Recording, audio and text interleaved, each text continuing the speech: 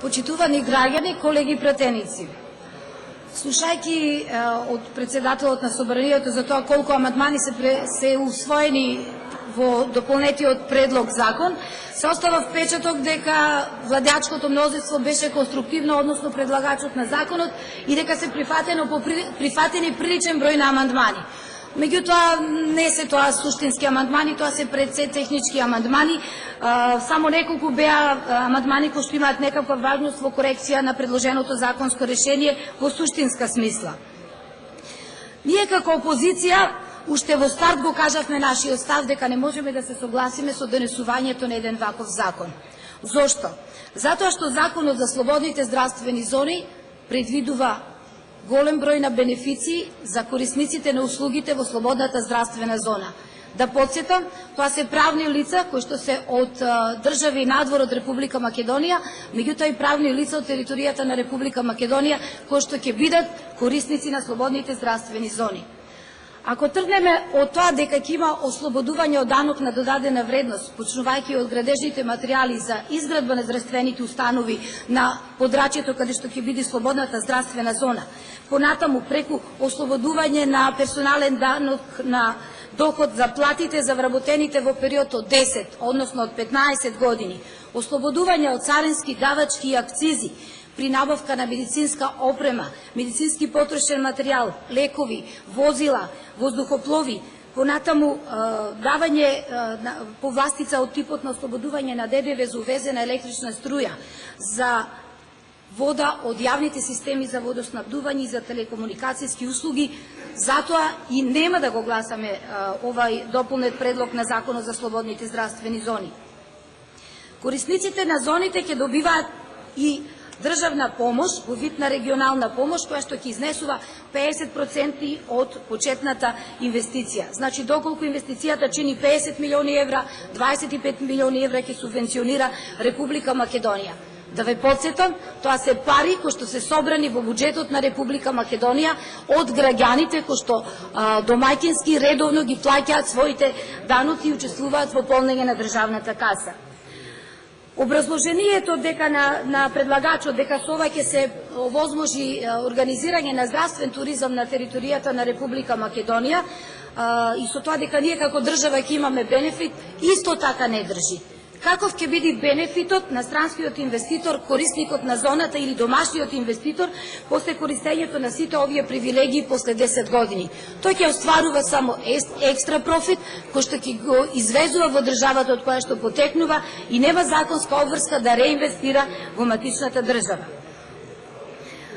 Образложението дека доколку во склоп на слободните здравствени зони покрај здравствена установа, корисникот ќе организира и високообразовна дејност од област на медицината и дека на тој начин ќе го подобри високообразовниот процес од областа на медицинските науки, исто така е под прашалник.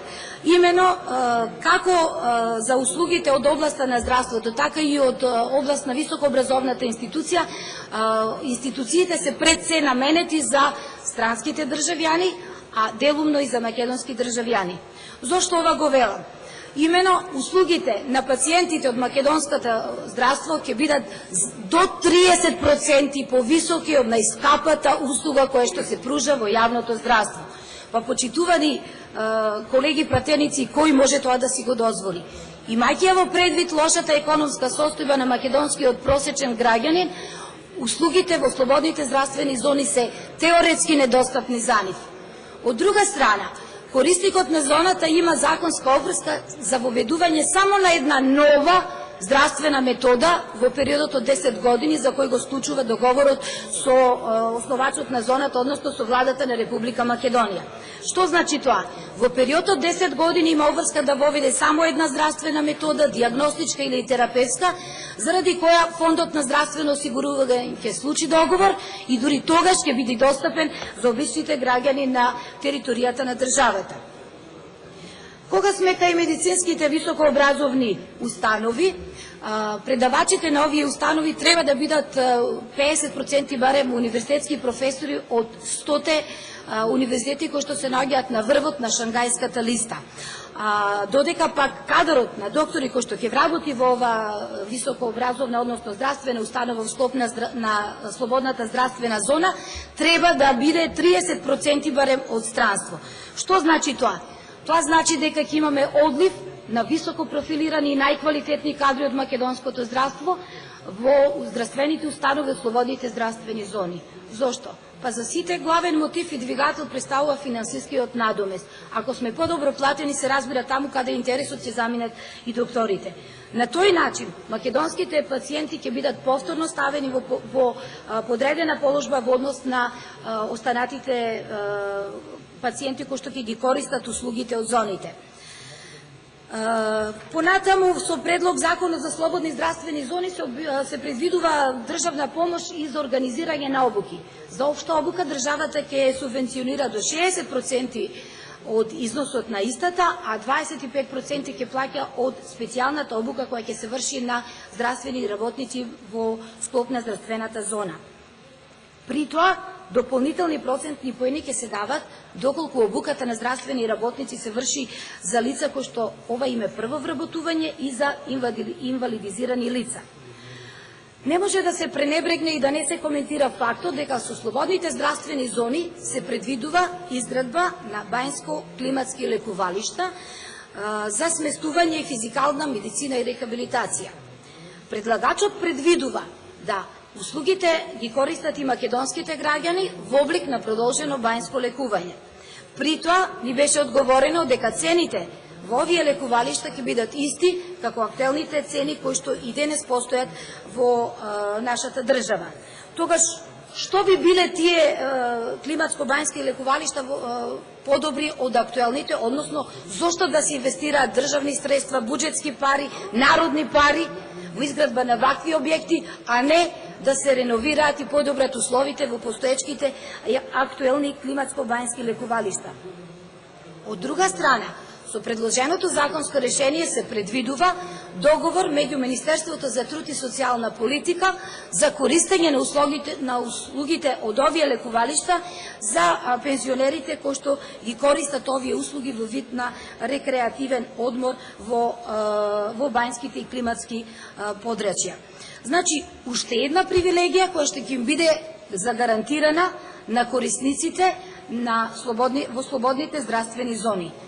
Повторно на штета на постоечките институции во Република Македонија, независно дали се работи за приватни сместувачки капацитети како што се бајнските и климатските лекувалишта.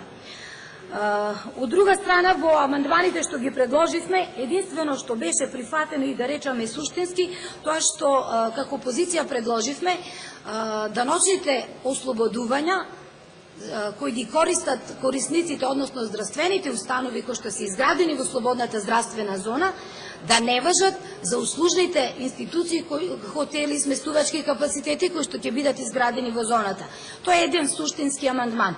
И во поглед на набавката на опрема, во законското решение е предвидено да корисникот на зоната може да ја обновува медицинската опрема и потрошен материјал, односно може да ја отуѓува после поминати 5 години. Нашиот амандман се однесуваше на воздухоплови, да и тие не можат да се отуѓат во период пократок од 5 години. И на крајот, колеги пратеници, кога разговаравме за ова законско решение и кога прашувавме врз основа на што се црпени искуствата при предлагањето на истиот закон, ни беше одговорено слободните здравствени зони во Турција и во Дубај. Меѓутоа, врз основа на истражувањата кои што ги направивме, врз основа на истражувањето од парламентарен институт, добивме информација дека ниедна слободна здравствена зона во Турција не е функционална. Се предвидува првите вакви зони да бидат изградени во 2017 година.